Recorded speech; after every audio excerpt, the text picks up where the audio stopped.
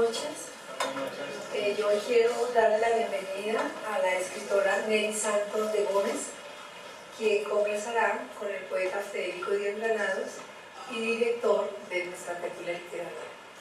Este es un conversatorio que llevamos mucho tiempo programando con Neri, ¿cierto? Teníamos el deseo de tenerla aquí, de hacer esta presentación. Entonces, hoy se nos dio. Estamos muy contentos de que estés aquí. Bienvenida. Les quiero contar que Neri tiene una niña de 12 años invitada hoy especial que se llama Paula Alejandra Henao, que llegará en un momento y aquí vamos a tener el gusto de oírle un poema que a Neri le ha gustado y ella le habló de un espacio en su tertulia. Entonces vamos a contar con la niña de 12 años para oírla y apoyarla. Les cuento que hace años, cuando esta tertulia empezó hace 20 años, nosotros teníamos un espacio, yo le contaba a Neri, ¿cierto, Federico? Y donde había un espacio pequeño, en donde donde había gente aficionada a escribir poesía y les dábamos una ventanita para que hicieran sus primeros pinos en la poesía. Entonces, hoy cuando Neri me habló de esta niña de 12 años, pues nos sentimos como en esa época, donde habíamos unas ventanitas para estos espacios. Antes de darle la palabra a Neri, a nuestro director literario, yo le quiero dar la bienvenida a las personas que asisten por primera vez a la tertulia y voy pasando el micrófono y luego empezamos. ¿Se presenta? Bueno, yo soy Daniel y soy el hijo de Neri Gómez. Sí. Acaba de llegar de Estados Unidos, o sea, está de vacaciones en Spring Break. Sí, acabo de llegar de vacaciones y aquí para oírla a ella. Bueno, yo soy David Varela, soy primo de Neri. Estoy de paso en Bogotá y tuve la oportunidad de estar con ustedes esta noche. Gracias. Bueno, mi nombre es Hamilton Garzón y soy amigo de Gloria y de la familia y soy feliz de estar aquí. Mi nombre es Bernardo Bulla, vicepresidente de la Academia Colombiana de Letras y Filosofía, donde hemos tenido el honor de recibir como académica de número a Neri hace ya un buen tiempo. Soy Hernán Ríos, presidente de la Academia de Historia José María Córdoba y vicepresidente de la Academia de Historia Jorge La Liga. Estoy aquí por invitación de Clara y con deseo de escuchar a las distintas personas. Buenas noches, soy Coronel Fabián Giraldo, pertenezco al Comando de Educación y Doctrina, que es todo lo de la educación del ejército, y estoy muy emocionado de estar compartiendo con ustedes. Muchas gracias por venir. Mi nombre es Carolina Torriano, ya tengo un par de años viviendo acá en Bogotá. Soy emprendedora de la compañía Artisan Life, por medio de la cual doy clases de cocina vegetariana, clases de yoga y productos naturales. Soy Luisa Salas Suárez, llegué aquí en agosto y soy de Estados Unidos. Buenas noches, soy Marta González, emprendedora, administradora de empresas. Yo soy Armando Borrero, sociólogo, asesor de la Escuela Superior de Guerra. Soy Clemencia Chape, después de una carrera larga, ahora soy voluntaria para Oxfam, Colombia, que está creando en este momento una institución colombiana. Soy Alexandra López, médico, me encanta leer y participo en fundaciones viajando por el país, ayudando con voluntariado médico. Soy Daniel, soy comunicador social, es mi segunda vez en este. Buenas noches a todos, mi nombre es Daniel Orduz. Yo soy actor, fotógrafo y también me encanta desempeñarme en la escritura y ya, soy de la ciudad de Bogotá. Buenas noches a todos, mi nombre es Andrea Melo, también soy actriz y pues bueno, estoy muy complacida de estar en este espacio tan agradable. Gracias. Buenas noches, mi nombre es Héctor Henao, soy compañero de Neri, trabajamos para la misión Estoy complacido de acompañarlos el día de hoy. Muchas gracias. Buenas noches, soy Dimitri Salinas, soy un sudafricano, escritor, traductor de unos de los cuentos de ese libro de Neri. Estoy también ayudando a organizar un festival de cine africano acá en Colombia y también soy un profesor. Gracias.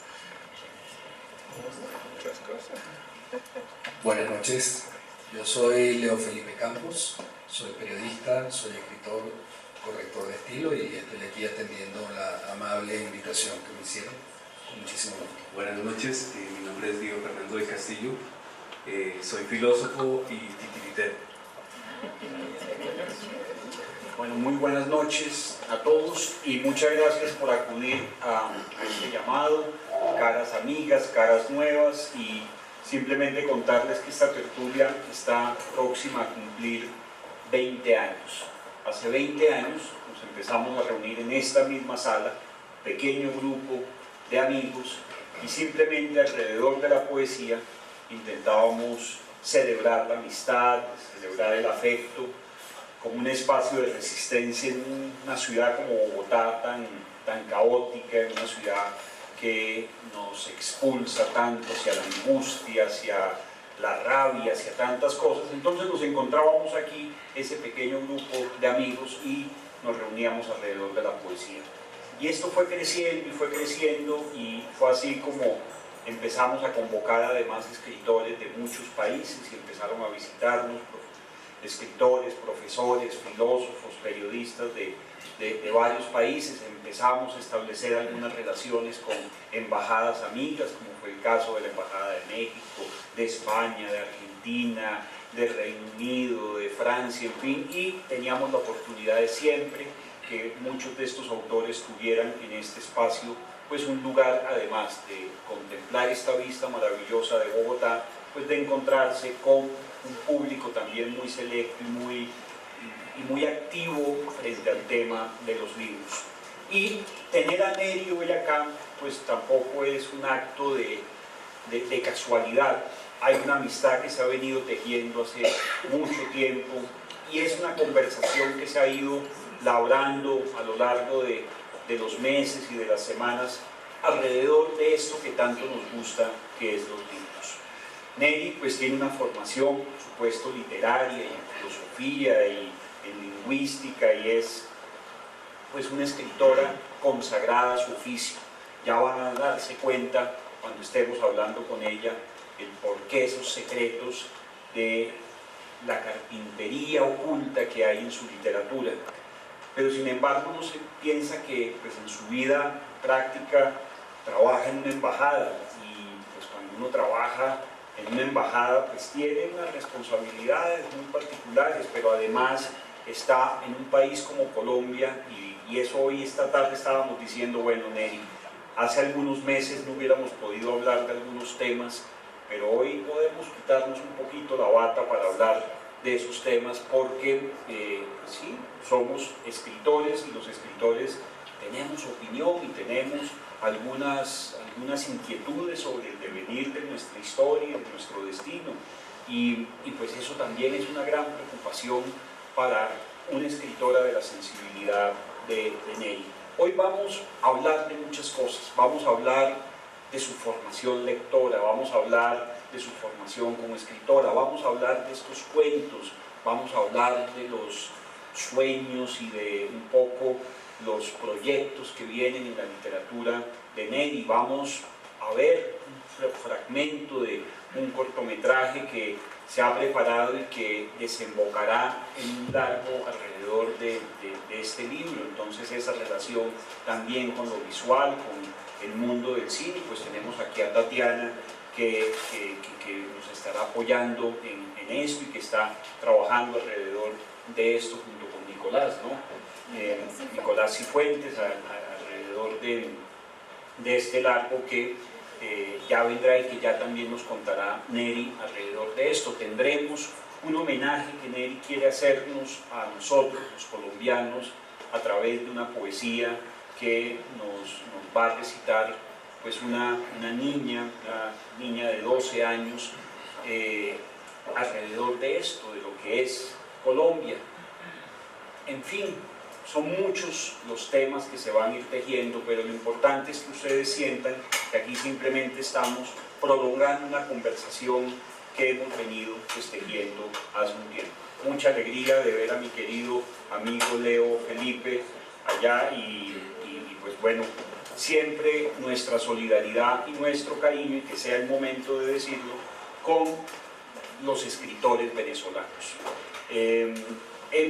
Estoy convencido, y se lo he dicho a Neri en muchísimas oportunidades, que en este momento la cultura, la literatura, las letras, pues van a permitir ese espacio de alguna forma de tejer esos puentes que seguramente la política está cerrando en estos momentos. Mientras hay unos containers en nuestras fronteras, pues los escritores nos seguimos leyendo, nos seguimos celebrando. Y nosotros aquí, en particular, y en lo personal, pues tenemos un amor muy especial por la literatura venezolana.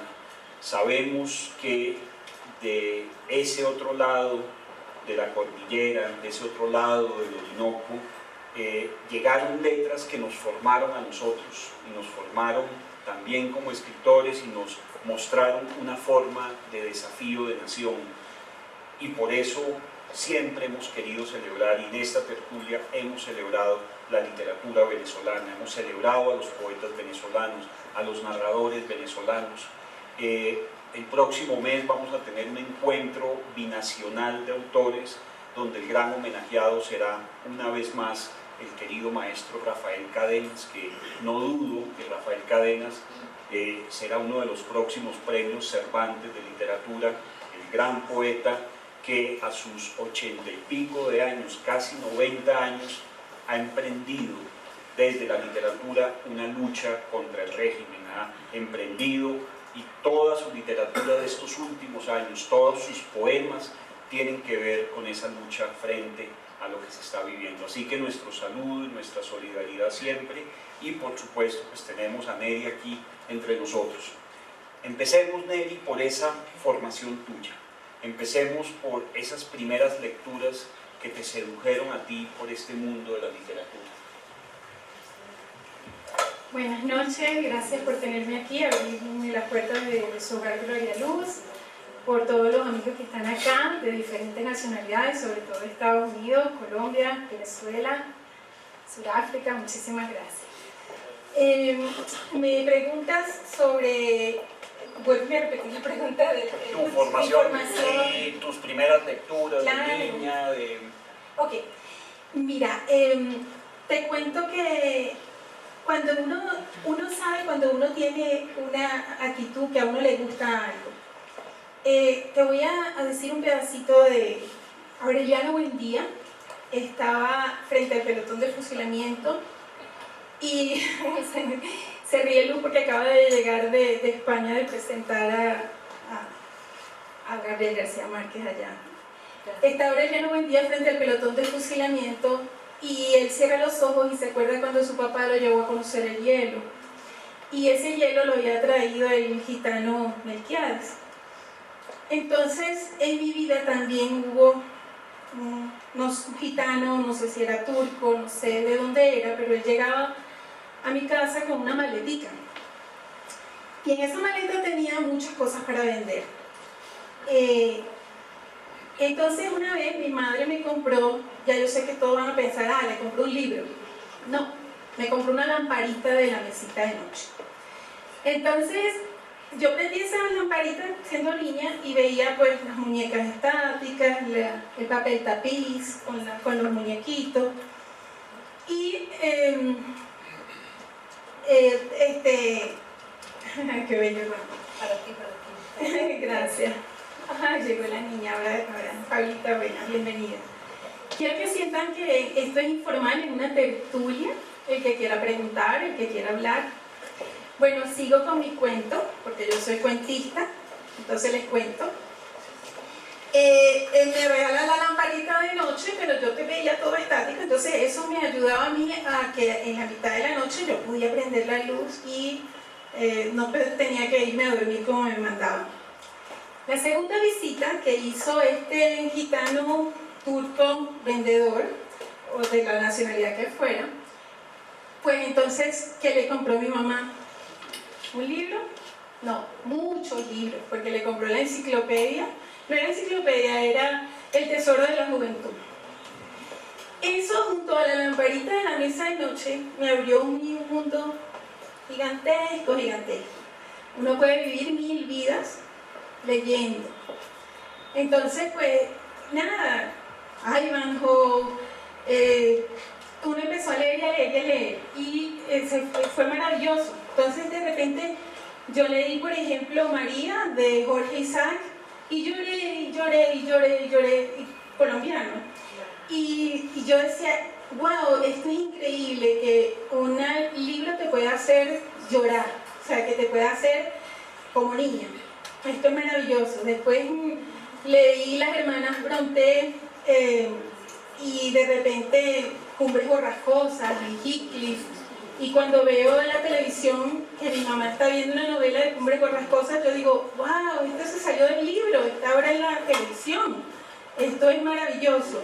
Entonces uno va descubriendo pues ese mundo y bueno, me he quedado trabada en él, me he quedado prendada de él y pues siempre estoy tratando de descubrir qué hay nuevo, leyendo todo, o sea, leyendo desde la caja de cereal en la mañana, desde todo lo que llega a mis manos, pues trato de leerlo. De hecho, al trabajo siempre voy con una cartera súper pesada y porque llevo como 3 libros. Inocente porque no puedo ni abrirlos porque no me da tiempo con el trabajo, pero uno los lleva porque pues, le fascinaría sentarse y leerlos todos y pues eso es lo que uno hace. Soy mamá, soy esposa y pues trato de combinarlo todo, pero pues, uno siempre trata de buscarle el tiempo. Eso es el mundo de la lectura y ese mundo que lo lleva y lo seduce a uno hacia la literatura y hacia esos mundos insospechados. Ahorita que decías que llorabas cuando leías, por ejemplo, La María, y eso me recuerda un verso del poeta catalán Joan Margarit que decía algo así como pero ¿por qué lloras si lo que dice ese texto es mentira? Y la otra persona decía, sí, pero lo que estoy sintiendo es cierto, ¿sí? Es lo que nos produce la literatura. Entonces, ¿en qué momento comienza esa necesidad por escribir, por contar historias, por narrar mundos, sucesos y construir personajes?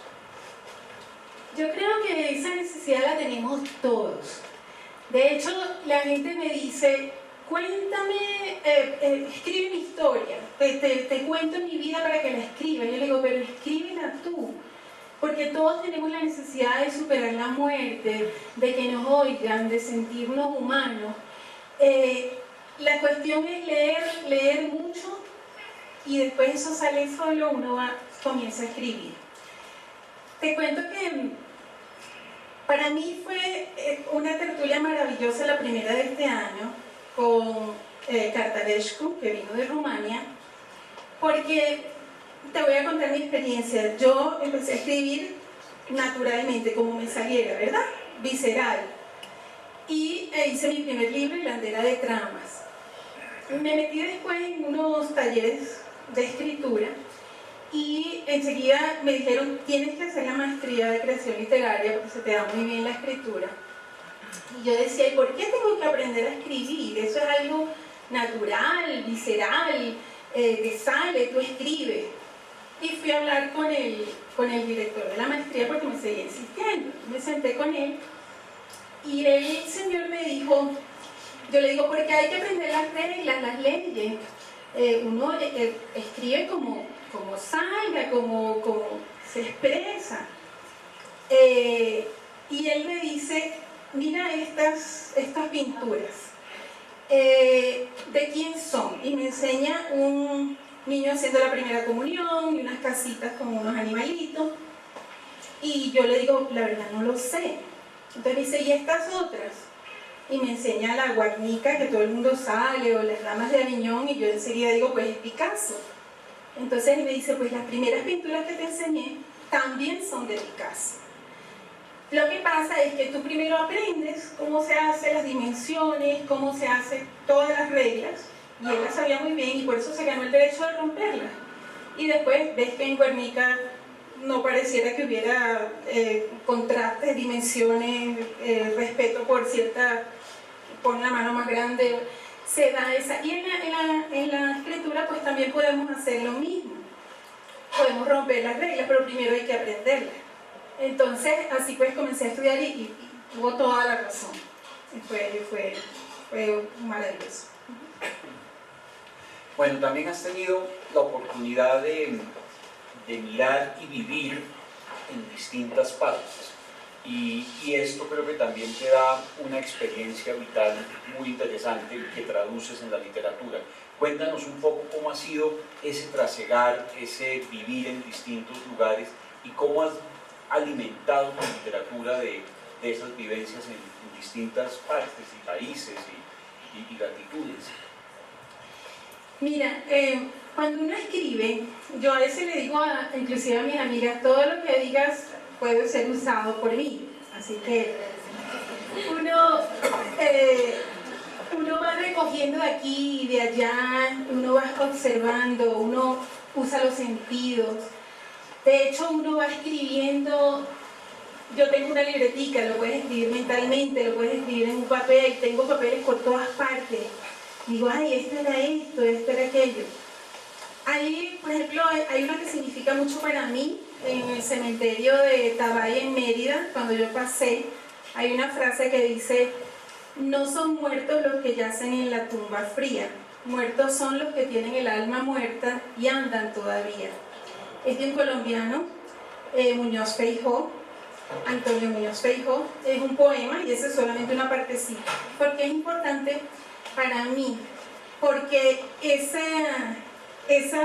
frase significa que estás muerto si no haces lo que te gusta, si no haces lo que quieras, si no te vas a la infancia y de tu infancia rescatas qué era lo que más te gustaba, qué era lo que más te apasionaba, haz eso y vas a andar con el alma viva. ¿Por qué te estoy respondiendo a tu pregunta? Pues porque el destino y la profesión de mi esposo nos ha llevado a vivir en diferentes estados, dentro de Estados Unidos, aquí en Colombia, en Puerto Rico, en Venezuela, de donde soy.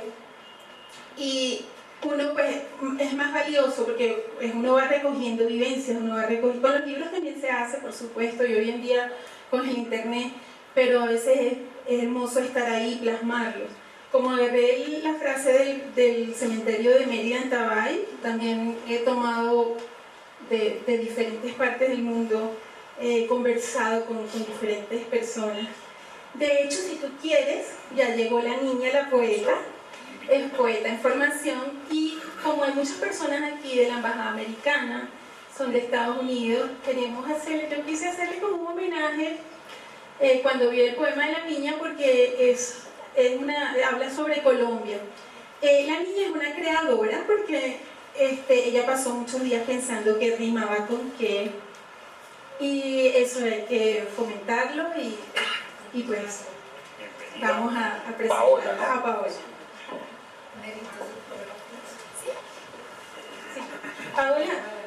Paola se nos puede repartir cuando termine, Gloria.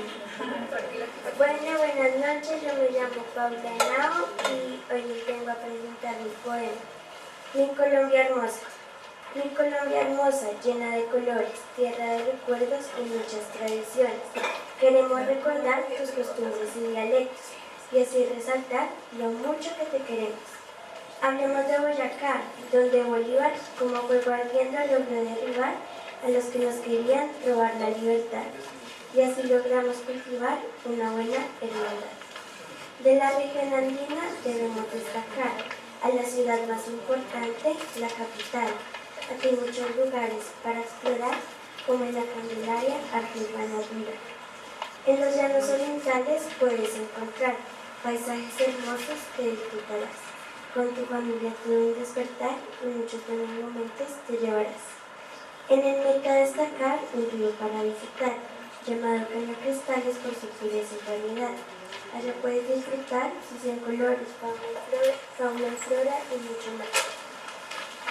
En Magdalena recordar su ciudad perdida, una aventura que disfrutarás. A pie firme tienes que entrar y en varios días encontrarás sus riquezas y variedad. El lago, qué riqueza tan espectacular. Como se está acabando, los invito a preservar. Para que los animales se puedan conservar, que viva mi Colombia bella, única y especial.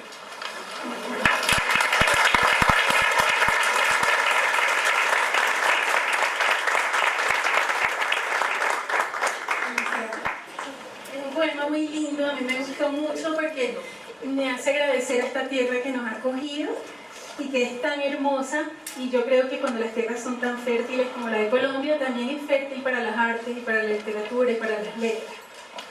Gracias. Bueno, pues te felicito, Paola, muchas gracias por regalarnos ese poema y por ese homenaje a Colombia. Yo creo que en estricto sentido y clave de poesía, que es lo que queremos acá. Querida Nelly, entremos en nuestro libro, ya sabiendo esos motivos de tu escritura, ya sabiendo un poco esos motivos que te llevaron a ser una gran lectora, entremos un poco ya en este libro de cuentos. Y una de las primeras cosas que llama la atención es el título, Lazareto de Afecciones. Háblanos del porqué del título, el Lazareto, ese lugar, ese hospicio de donde van estas personas infectadas que contagian sus infecciones, en fin. Háblanos del Lazareto de Afecciones. Claro. La palabra lazareto a mí me gustó porque es una palabra que está casi olvidada y es una palabra que tiene doble significado para mí. Era anteriormente cuando los barcos llegaban y tenías la fiebre amarilla o podían tener, o sea, había el miedo de que pudieras contagiar, te ponían en cuarentena en un lazareto. Y tú salías, si te curabas, entrabas a la ciudad, si no, pues morías, ni siquiera había tratamiento médico.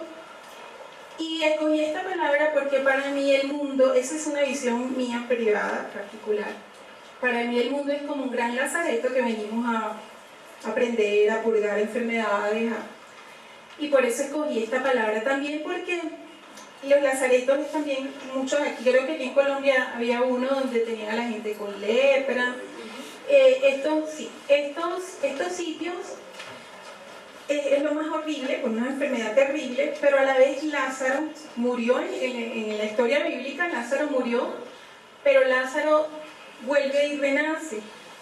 Entonces es una palabra que encierra mucha fealdad y también encierra mucha belleza. A mí me gustan mucho las palabras que tienen un doble significado. Jorge Luis Borges, por ejemplo, él tiene un cuento que se llama El informe de Brody, que es una persona religiosa que está en la selva, en Escocia, creo, y descubre una tribu que se llama los Yahoo. Ya van a ver por qué les cuento esto, a mí me encanta contar cosas, pues.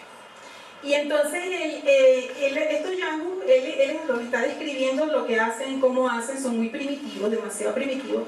Y Jorge Luis Borges dice que encontró ese informe de Brody leyendo precisamente Las Mil y Una Noches. En este cuento, él dice que el lenguaje con que se comunican los Yahoo, que él le pone ese nombre a la tribu, no usa una misma palabra para muchas cosas. Depende de la entonación que tú le des.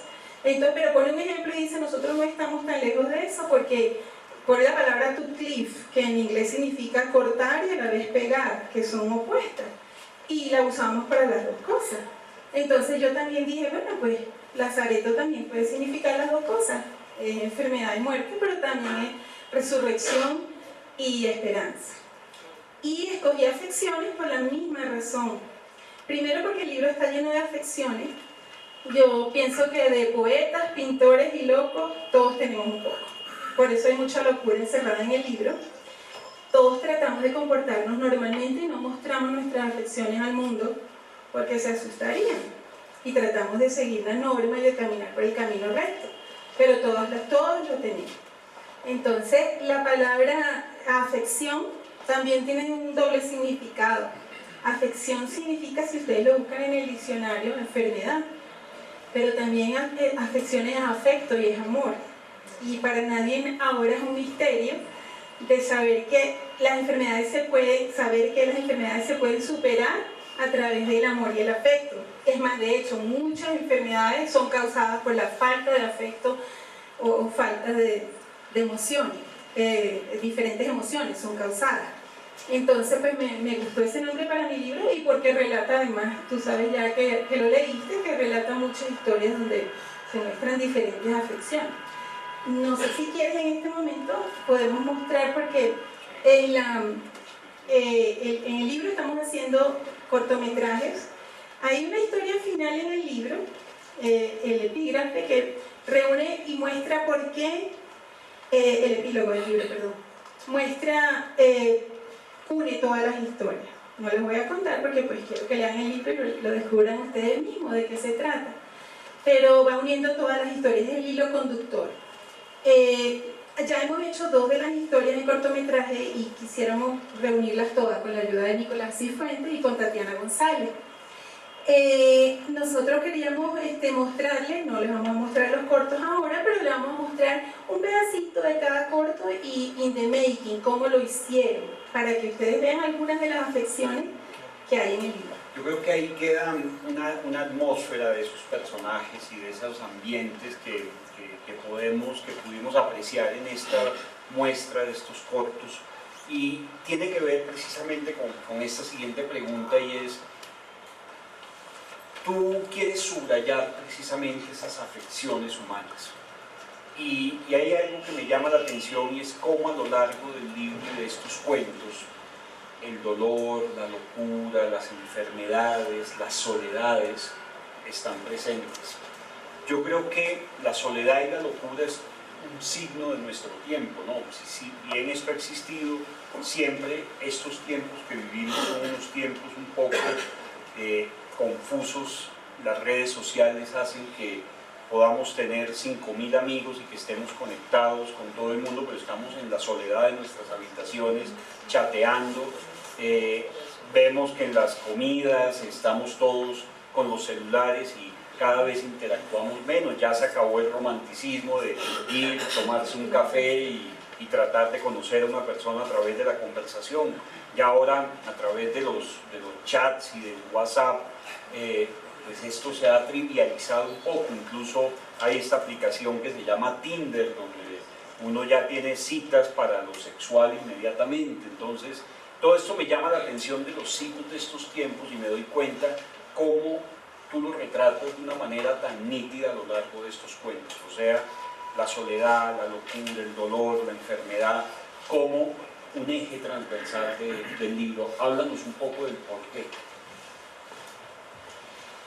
Cuando uno tiene una afección, uno se siente solo, piensa que nadie la comparte y uno la esconde porque es un estigma. Y yo lo quise retratar en el libro para que viéramos que se comparte, muchas personas no son normales. Sin embargo, el libro no trata de ser triste. Les prometo que en algunas partes van a sonreír, en algunas partes se van a asombrar con el final, en otras pues tranquilos. Y me parece que así debería ser. Un cuento es breve, esa es una de las características del cuento, tiene un solo conflicto, o por lo menos 1 o 2, no mucho conflicto como la novela. Pero a mí me parece que cuando los cuentos están bien escritos, tiene la magia de que te quedas pensando en ese cuento. Ese cuento te llegó al alma. Cuando la escritora Alice Munro se ganó el premio Nobel, yo confieso que no la había leído y salí a comprar su libro, y me di cuenta por qué se había ganado el premio Nobel, porque sus cuentos se quedaban en mi cabeza y les daba vuelta y descubría cosas. A veces uno tiene que releer mucho. La dedicatoria de mi libro dice que la literatura es como un círculo, porque el escritor escribe la mitad del círculo y el lector, ¡pum!, lo completa. Y lo completas a tu forma, a tu manera. Puede ser que tú leas un cuento y no te digan lo mismo que le dice a la otra persona. Puede ser que a ti te haga llorar un cuento, a la otra persona no. Depende de lo que el cuento te diga. Eso, sí, ahorita estamos, a mí me encantan las palabras y estamos perdiendo las palabras. No sé si para bien o para mal, porque estamos encontrando otras formas de comunicarnos. Yo que soy amante de las palabras, yo también lo estoy haciendo. Utilizamos los emoticons para expresarnos en vez de decirlo con palabras. Hay palabras que están desapareciendo, como lazareto, que yo la rescato, y están apareciendo nuevas como bloguero, o le estamos dando usos diferentes. Por ejemplo, arroba, antes era una medida y ahora de peso, y ahora pues todo el mundo sabe lo que es arroba, está en nuestras direcciones de correo. Cambiamos el uso de las palabras. Hay un poema bellísimo que se llama Las Palabras, y que dice que se van arrastrando por el río, que se van arrastrando, es hermoso, y es eso, o sea, las palabras arrastrándose por la vida van agarrando nuevos significados. Y es eso. Quiero hablar de algunos cuentos en particular. Por ejemplo, este cuento de la lavandera que se enamora simplemente a través de las prendas de ropa. Pues es una historia de soledad, por supuesto, pero es una historia de amor. Háblanos un poco de este cuento.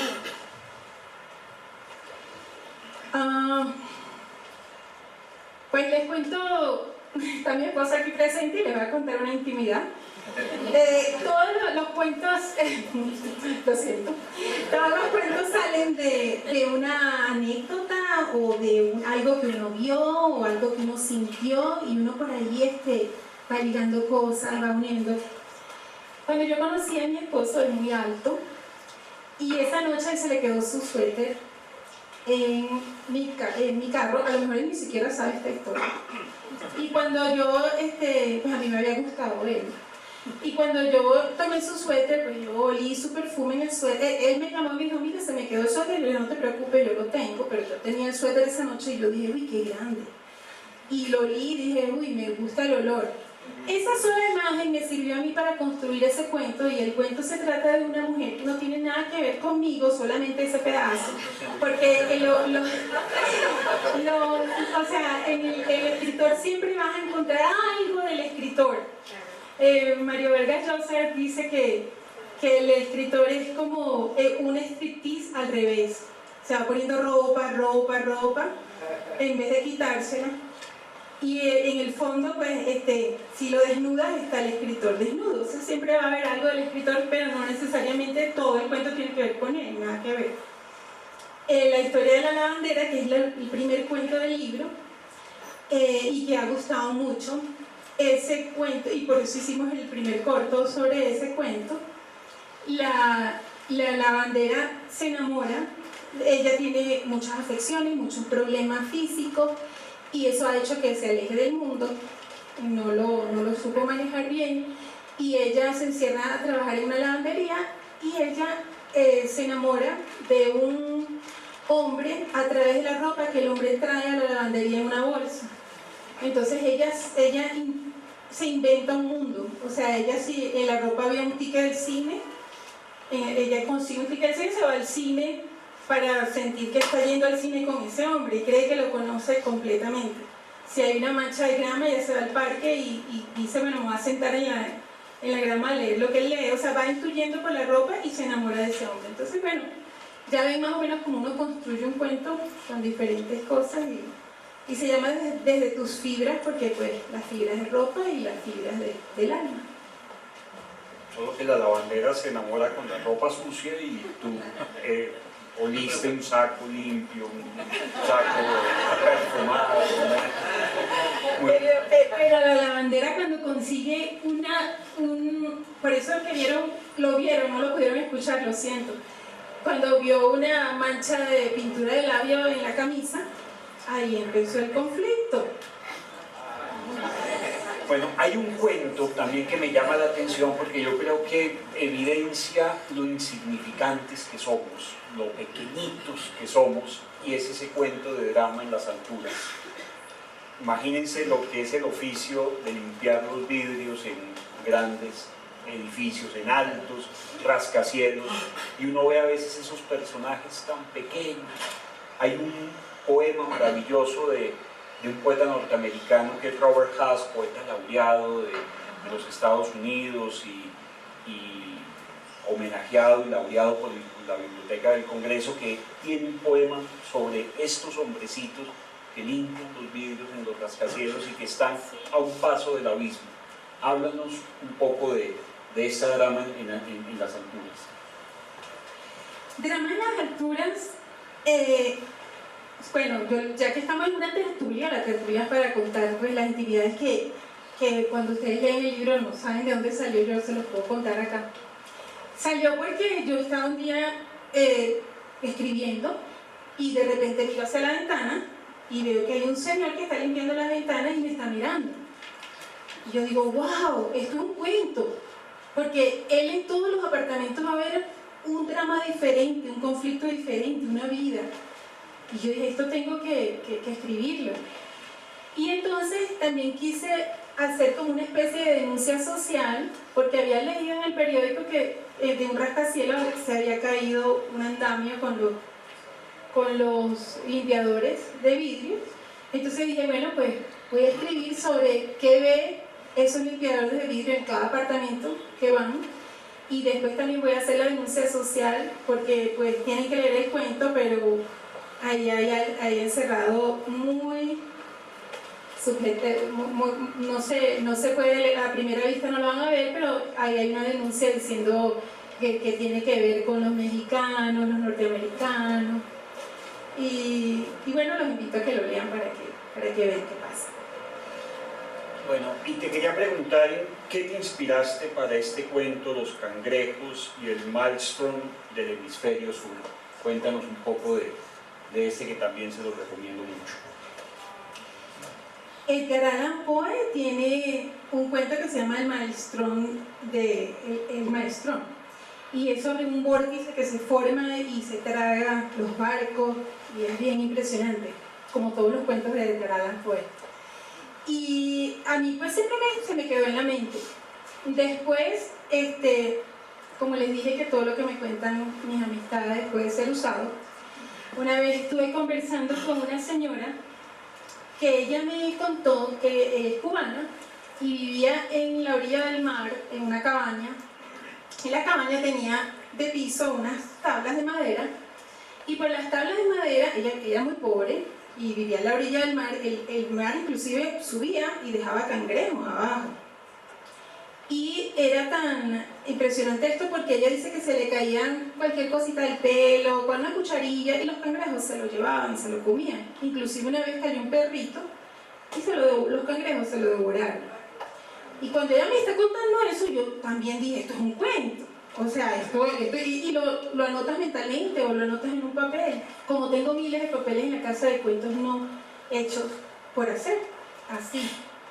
Entonces, yo dije, pues voy a combinar esta historia con la de Maelstrom, y le di un conflicto totalmente diferente, pero también está involucrado ahí una canción, que es la canción de Chico Buarque.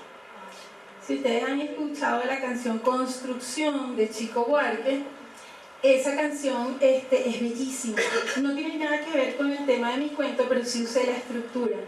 Él repite mucho las frases y yo fui repitiendo las frases en el cuento.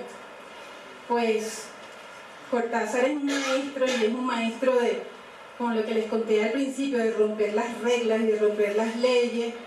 Y no es que yo pues quiera imitar a nadie, pero uno tiene que escribir diferente, tratar de... Y pues yo traté de escribir de esa forma, repitiendo, y por eso puse la cancioncita de Chico Buarque al comienzo, como un epígrafe, y pues también los invito a leerlo, el Maelstrom y los cangrejos. Vamos a empezar con Lucía, la amante. Me divorcié y juré no cometer de nuevo el mismo error. Me enamoré. Gracias. Me divorcié y juré no cometer de nuevo el mismo error, de enamorarme y dejar de que me utilizara. No quiero ser ni la sirvienta, ni la propiedad, ni el instrumento de placer de ningún hombre. Si un hombre me usa, yo también lo uso a él. Si se aprovecha de mí, yo también saco provecho. Los necesito solo para pasar un buen momento. Como un colibrí a su flor, les digo el néctar. Una buena comida, una conversación agradable que no toque los problemas rutinarios de la casa, una buena salida al cine y buen sexo, sin ataduras. Prefiero cambiar de amante cada cierto tiempo y como el colibrí paso sin remordimientos a otra flor. Así disfruto la pasión que despierta la novedad, sin atarme sentimentalmente a nadie. Pero ahora me percato de que no he cumplido mi palabra. Más de un año con el mismo hombre. Es casada. Él no me engañó, ni yo lo engañé. Estábamos conscientes de lo que hacíamos. Él ama a su esposa y ella, sin saberlo, tiene mucho que agradecerme.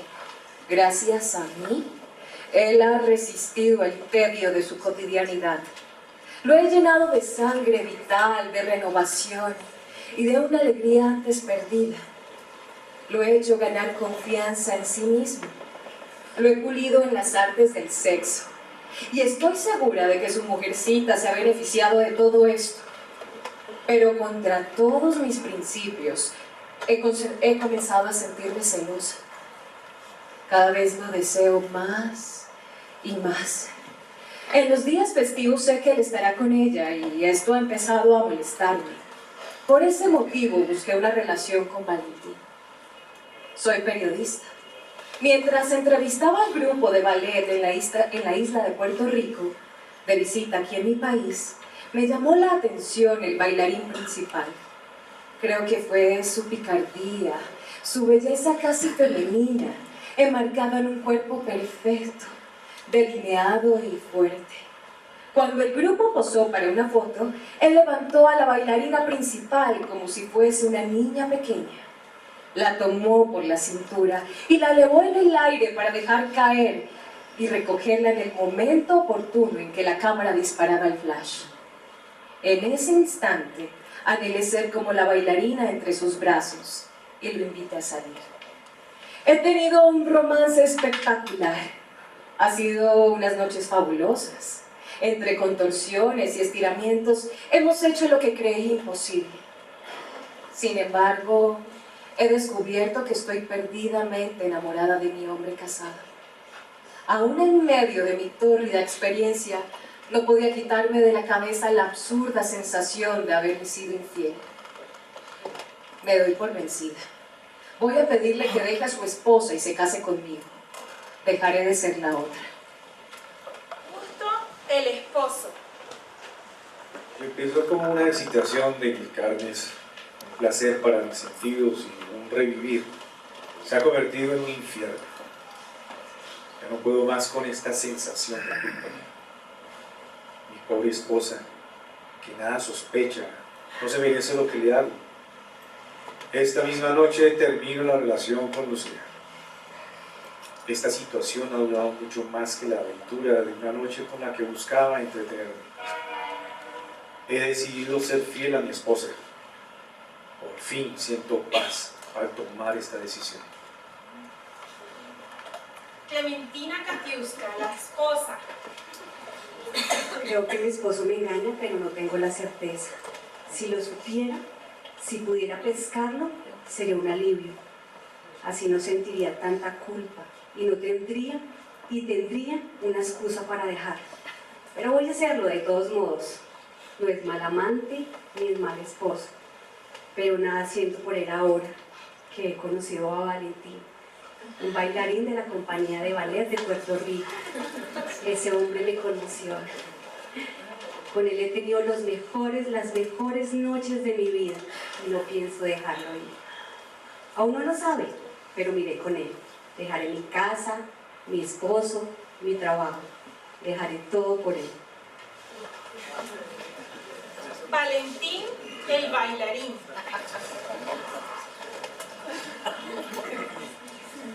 Estoy por dar un paso trascendental en mi vida. Este país me ha enseñado lo que siempre supe y he tratado de ocultar. He estado con 2 bellas mujeres en el transcurso de pocos días. He dado lo mejor de mí para probarme que me gustan las mujeres. Sé que las he dejado complacidas, pero yo no me siento igual. Cuando estoy con ellas experimento una traición a mi verdad interior que no me deja disfrutar. Ahora estoy seguro de lo que soy y siento. No puedo esperar a regresar a mi isla y declararle mi amor a Sebastián.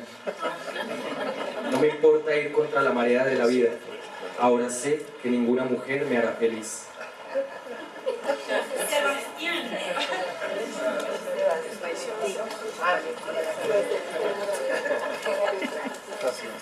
Por fin he decidido aceptar esta relación. Me voy lejos con este chico que me adora. No esperaré más a Valentín. Aunque lo amo, sé que él nunca se atreverá a enfrentar su verdad y eso me destruye cada día más.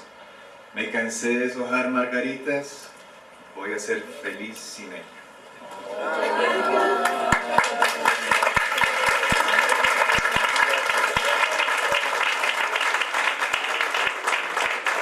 Este cuento parece que está Cupido todo enredado y no sabe cómo desenredarlo y que es una novelita de mediodía, pero aquí dice que él se queda con la amante, ¿no? No sé cómo. Federico dice que se queda. Yo me quedo. Ahí estamos. Bueno, pues vieron esta lectura a varias voces, ¿no? Y siento que volvemos a ahondar en otro de los temas que también atraviesa esto y es el amor, ¿no? Y creo que lo tratas también de una manera pues, muy sutil en algunos momentos, pero también de manera muy cruda en otros. Y es el amor en su desnudez, el amor con sus fragilidades, el amor con esas fracturas tan grandes que tenemos. Hablemos un poco de este tema antes de pasar al siguiente que nos va a dar pie ya para cerrar pues, un tema que nos ocupa a todos. Perdona, es que yo tengo una inquietud. Sí, claro, es una tertulia con... Sí, pues yo les había dicho que yo soy titiritero. Sí. Trabajamos mucho con dramaturgia. ¿Sí? Entonces yo pregunto cómo estableces en este caso la diferencia entre qué es un cuento y qué es dramaturgia.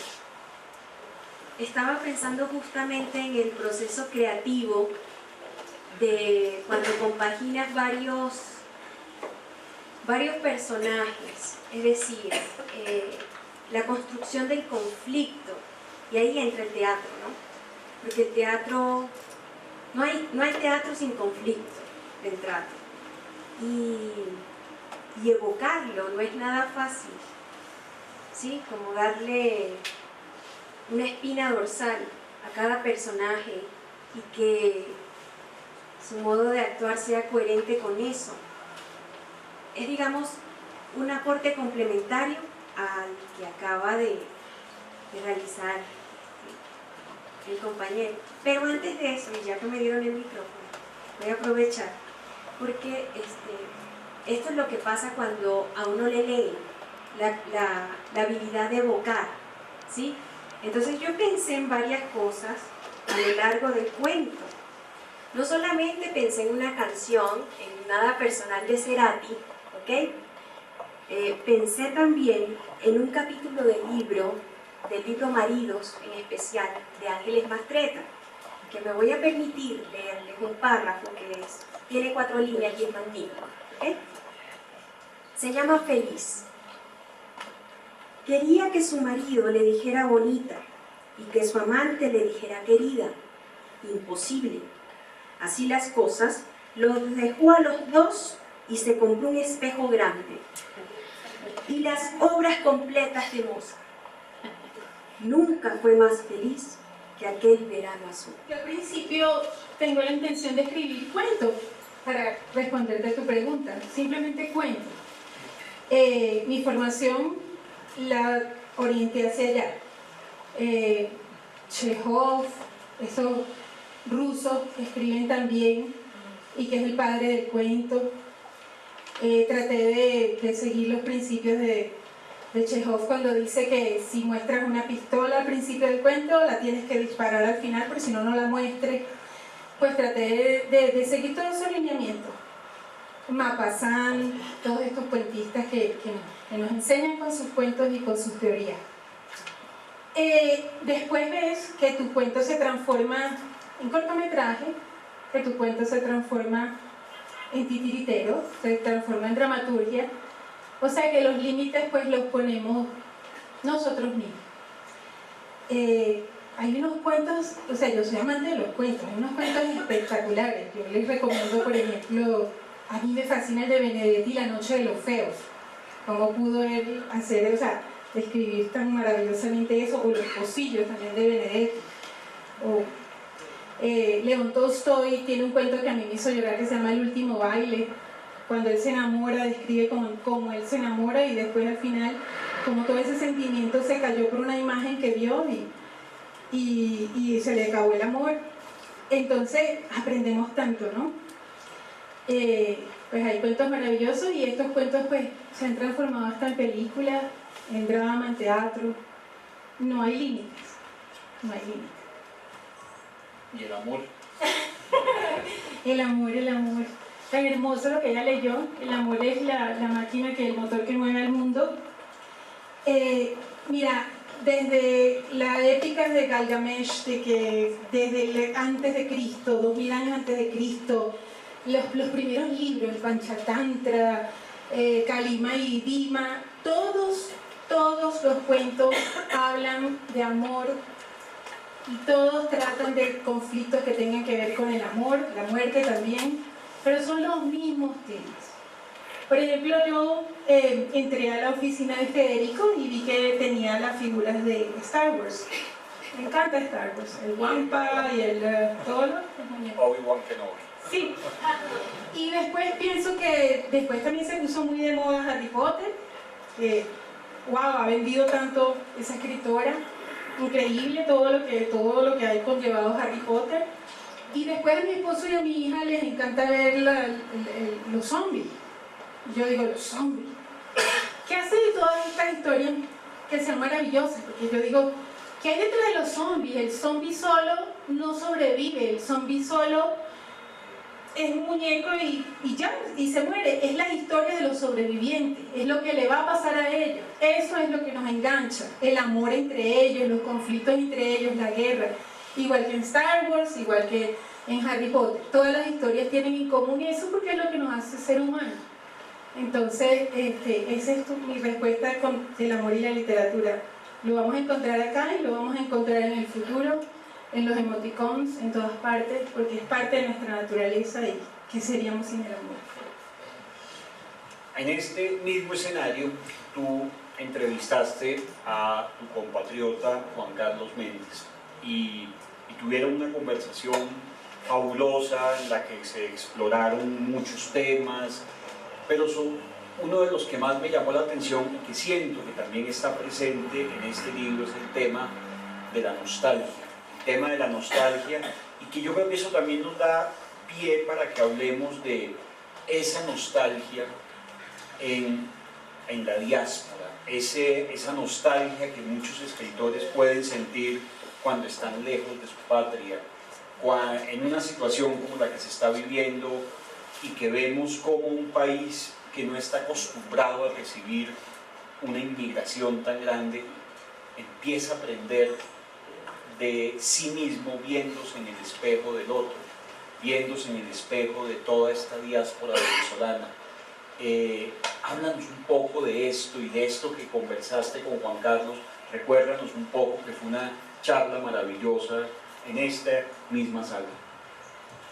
Sí, me dieron el honor de entrevistar a Juan Carlos Méndez Guedes. Él es un escritor venezolano que vive en España y su libro La ola detenida, que significa el Ávila, que es la montaña del Ávila, que según una leyenda es una ola que se detuvo y que puede caer en cualquier momento. Lo que está pasando en Venezuela, yo como venezolana pues no puedo dejar de decirlo acá, es como una novela. o sea, uno se sienta a ver las noticias y es impresionante, o sea, es un conflicto continuo y lo peor es que pues es real. Y cuando tenemos gente pasando hambre, cuando tenemos gente pasando necesidad, los escritores tienen que manifestarse y tienen que escribir sobre eso. Estamos regados por el mundo, por todas partes. Venezuela fue un país de inmigrantes, de hecho pues mi mamá era española, mi papá cubano. La mayoría de los venezolanos tenemos padres portugueses, colombianos, mi hermana está casada con colombianos, no se sabe a veces dónde se termina la familia, si son colombianos o venezolanos, porque pues se criaron aquí, allá, la abuelita es colombiana, la mamá venezolana, el abuelo colombiano. Somos una misma familia, estamos todos regados por el mundo y la literatura va a absorber todo eso.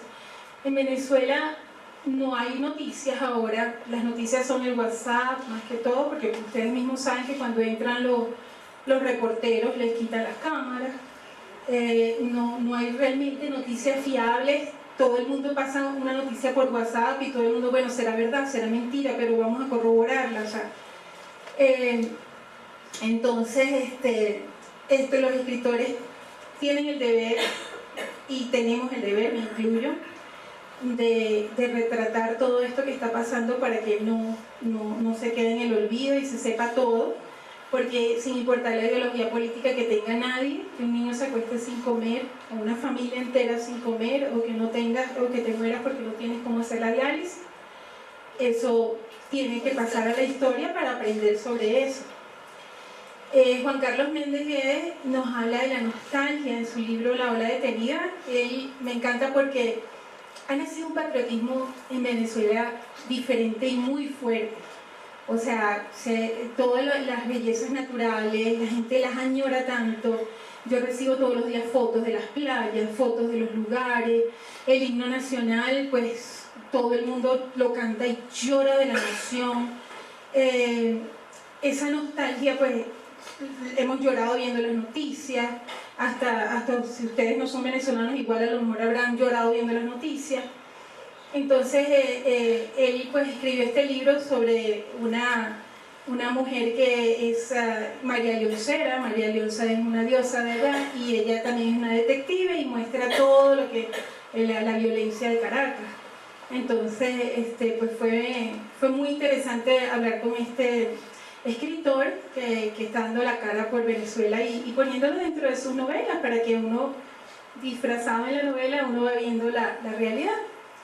Y pues habla del cuatro, habla de todas las tradiciones y pues lo admiro mucho por eso. Él dice que él se levanta 2 veces, o sus personajes se levantan 2 veces, porque una vez se levanta en España y otra vez cuando ve el reloj y dice, mi mamá se está levantando ahora. Entonces es despertar 2 veces. Muy bonita. Bueno, yo quisiera abrir el micrófono, 2, 3 preguntas que quieran decirle aquí a Neri en este momento, y por supuesto invitarlos a que compren el libro que está a la venta, ¿no?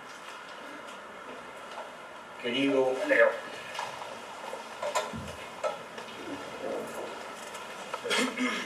Hola Nelly. Bueno, quería darles gracias porque ha sido una charla muy agradable.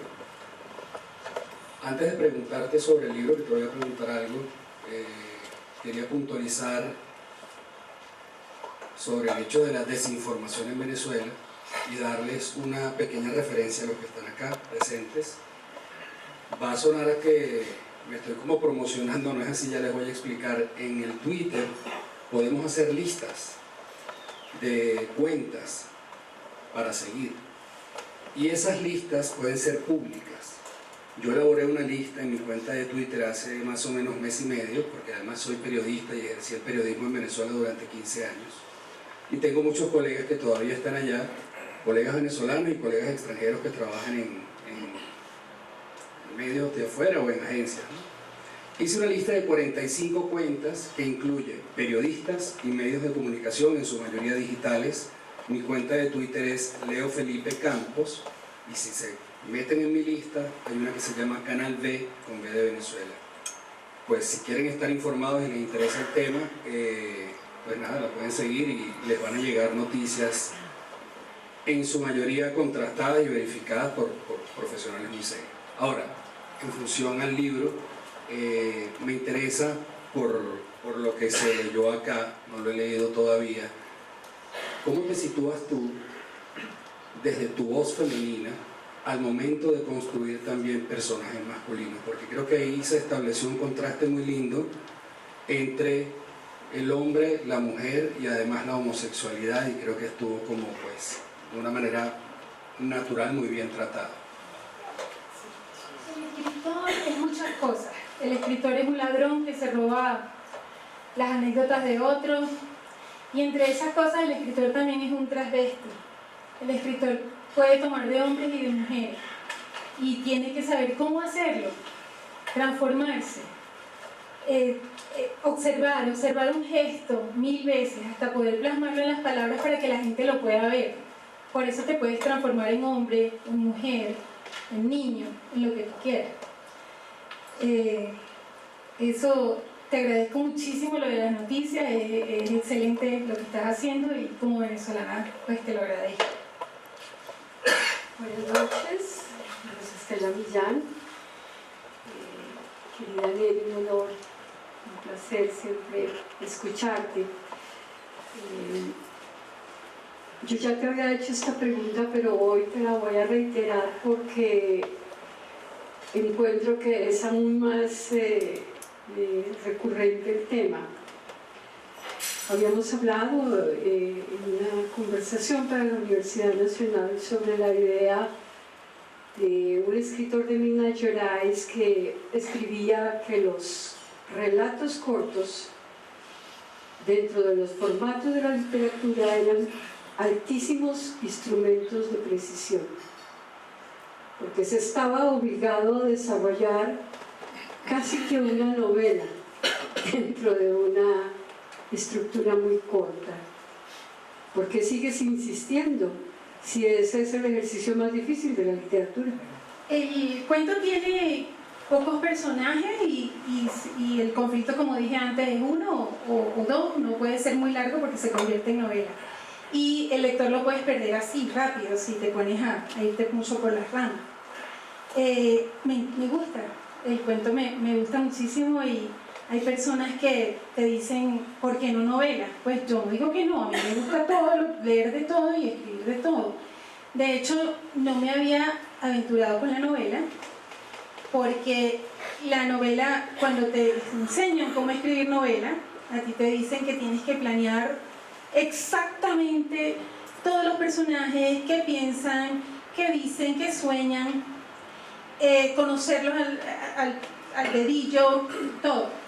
Cuando yo estuve en la tertulia, que fue la primera del año, con Marcel Cartarescu, el rumano, él dijo que no, que el escritor es menor que el designio y que uno tiene que escribir visceralmente.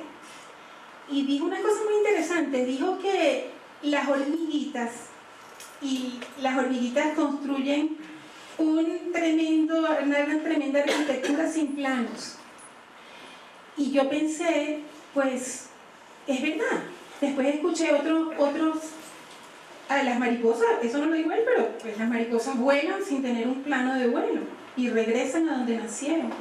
Nosotros también tenemos eso adentro. Y a veces perdemos mucho tiempo tratando de planificar mucho todo.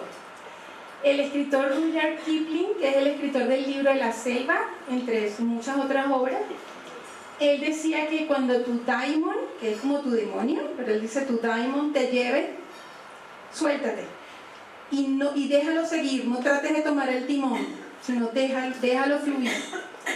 Y es así, pónganse ustedes a escribir para que vean que tú puedes tener muy planeado hasta un cuento, voy a empezar así, voy a terminar así, y de la mitad va a ser así, y cuando tú lo escribes, tú dices, ¿dónde salió esto? Pues salió de uno mismo, salió de su subconsciente, salió de todo lo que uno ha escuchado, salió de sus musas, salió de su inspiración, de tu daimon, como dice Rudyard Kipling. No lo sé, pero es cierto que no hay que tener tanta planificación, pues habrá gente aquí, literatos, que me digan, ¿pero qué estás diciendo? Pero yo sí pienso que también tiene que ser un poco visceral y también dejarte llevar. Y ese mismo día llegué a la casa y dije, pues no voy a seguir esperando a planificar mi novela tan exclusivamente que tenga que conocer todo, y pues escribí el primer capítulo. Así que pues no voy a dejar nunca de ser cuentista porque me encanta, pero pues voy a incursionar en otras cosas. Escuchando hablar a Nelly, con alguna frase que leí, si mal no recuerdo, en la Divina Comedia, que decía algo así como, en latín, Moixerve insano, mirate da doctrina se esconde sotto il vilano degli versis extraños. Algo así como ustedes que tienen el entendimiento sano, miren los versos que se esconden, los enigmas que se esconden detrás de estos versos extraños. Uno escuchando hablar a esta talentosa mujer, puede ver que quiere transmitir en cada cuento muchas cosas. Pero mi pregunta concreta es, cuando tú ya ves la obra finalizada, ¿qué le quieres gritar al mundo? ¿Qué le quieres decir con esa antología? Con todos esos cuentos, ¿qué le quieres decir? O sea, tú ves resumida en un solo libro muchos sentimientos. ¿Qué le dices tú al mundo con tu obra completa? Hola, estás sentado al lado de Molly, mi actriz. Molly, ¿cómo estás? Tú también eres actor. Sí, señor. Sí, ¿cómo es tu nombre? Alejandro Guerrero. Alejandro Guerrero. Y tengo a Angie también. Angie, otra actriz. Hola. Daniel también es actor. Sí. Bueno, contestándote tu pregunta, cuando yo estaba estudiando la maestría en creación literaria, era muy divertido, porque nos mandaban a escribir, nos daban un pie de página. El primero me acuerdo que te decían esta frase: un sastre está sentado uno frente al otro. Un ejemplo, eso fue mi primer pie de página, y por cierto escribí un cuento que lo voy a poner en mi tercer libro que ya está editado. Y un sastre sentado frente al otro y había que escribir un cuento. Y lo tenías que repartir en el salón con tus otros estudiantes sin poner tu nombre. Se iba a discutir hoy el cuento, 2, 3 cuentos, y nadie sabía de quiénes eran. Tú no podías imaginarte lo que las personas interpretaban de tu cuento sin tú, o sea, tú no quisiste escribir eso y la persona vio eso. Y tú te decías, yo escribí eso, sí. Unas cosas eran buenas, otras eran malas. Y vuelvo a lo del círculo. El lector es el que compleja el círculo.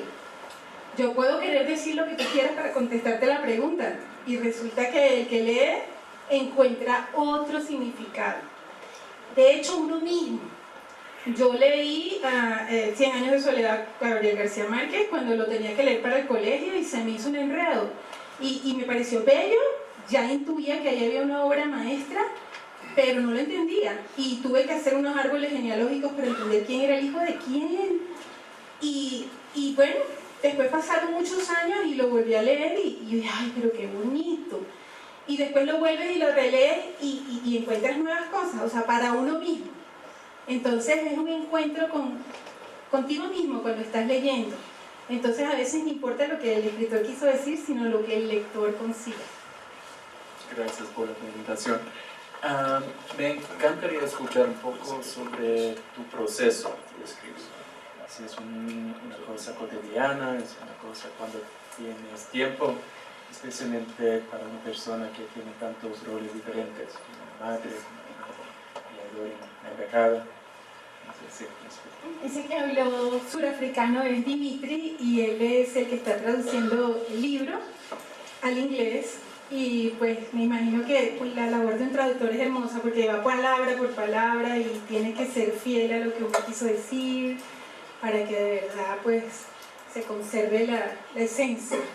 Él dice que cómo hago para yo escribir. Hay escritores que tienen que escribir todos los días, eso me lo han recomendado mucho a mí, otros escritores. Siéntate y escribe 2 horas diarias, 3 horas diarias. De hecho a veces tengo una idea, yo llamo que cada quien tiene su hora o su tiempo. Yo tengo mi hora de primavera, que es cuando me levanto, cuando estoy entre despierta y dormida, me vienen muchas ideas. Y si no me levanto, cuando uno recuerda un sueño y no sabe, si no lo repite, a lo mejor se le olvida en ese momento. Todo nos ha pasado. Ahí se me ocurren muchas cosas y si yo no me paro y las escribo en un papel, se me pierden. Y si pasa el día y no lo escribí, a lo mejor se me pierden. Entonces, pues, eso es importante, ¿no? La hora florida la llamo yo. Cada uno de nosotros, pues, tiene sus formas y sus maneras. Lo importante es sentarse y escribir, hacerlo, y después todo va fluyendo. Ahorita las distracciones son muchísimas. Las noticias de Venezuela, lo que le pasa a tu hija, lo que le pasa a tu hijo, lo que le está pasando en la casa. Yo escribía en mi mesita de la cocina en Puerto Rico y iba escribiendo y iba cocinando a la vez y escuchaba a los niños y el ruido y no me importaba. Hay personas que necesitan absoluto silencio, hay personas que necesitan una música clásica. Depende de lo que cada uno pueda rendir, uno se acostumbra y lo importante es conectarse con el yo creador que todos tenemos dentro. Para los que son creyentes, pues estamos hechos a imagen y semejanza de un creador y yo pienso que todos tenemos un creador adentro de una forma u otra, así sea en el arte, en la poesía, en la música, todos, o sea, descubrir una persona, de hecho no nos llegamos a descubrir nosotros mismos, sino que a veces decimos, wow, yo soy bueno haciendo esto. Entonces es conectarse con ese yo creador para escribir.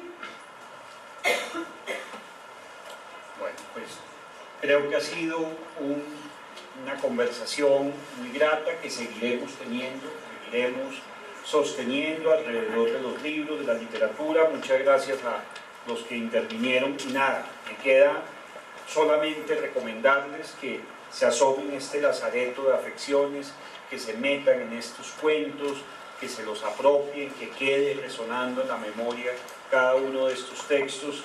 Y querida Nelly, pues te felicito, entiendo por qué quedó escogido entre uno de los mejores libros por El Nuevo Día y del año 2018